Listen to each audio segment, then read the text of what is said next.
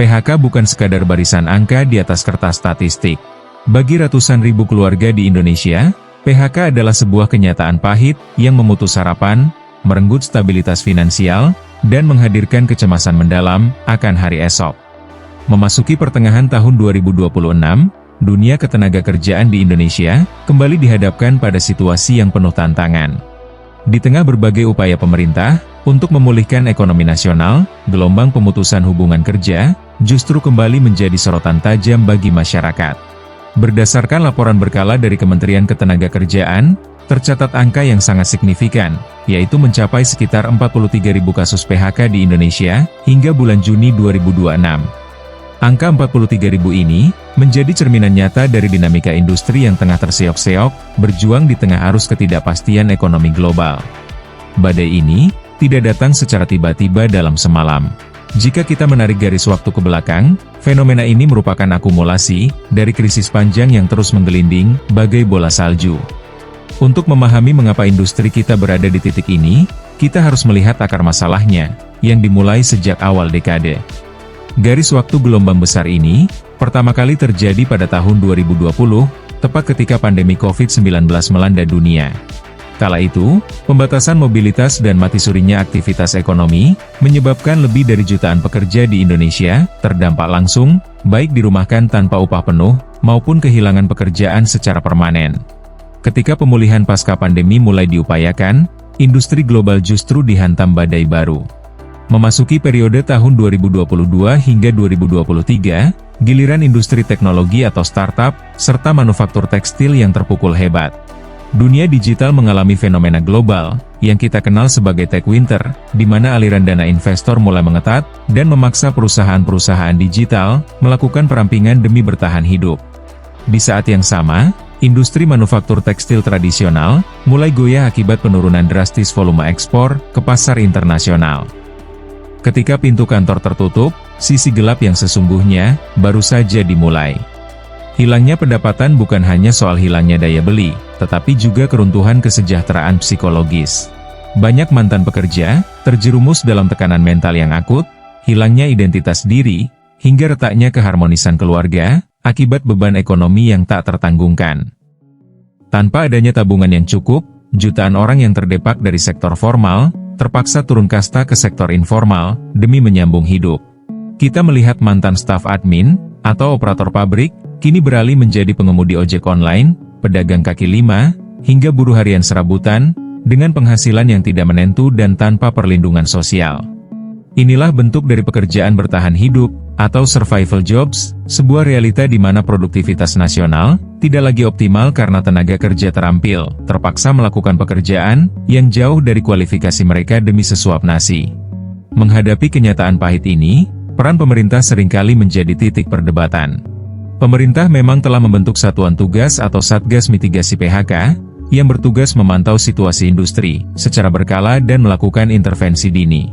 Upaya dialog sosial, baik melalui jalur komunikasi bipartit, antara pekerja dan pengusaha, maupun jalur tripartit yang melibatkan pemerintah. Semua ini terus didorong dan dimusyawarahkan, sebagai langkah awal wajib, untuk mencari solusi alternatif. Namun, masyarakat menuntut lebih dari sekadar pemantauan.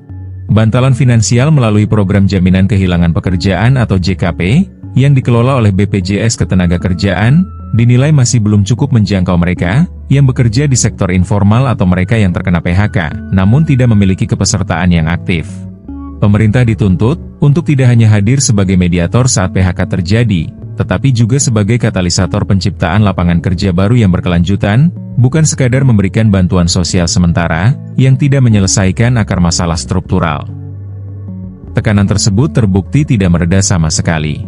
Data demi data yang dihimpun pemerintah menunjukkan angka kasus terus merangkak naik dari tahun ke tahun. Kondisi ini diperparah oleh pelemahan daya beli masyarakat di dalam negeri, melonjaknya biaya bahan baku operasional, hingga perubahan sistem kerja modern. Banyak fungsi konvensional di dalam perusahaan, kini mulai digantikan oleh otomatis sistem, dan implementasi kecerdasan buatan, atau artificial intelligence.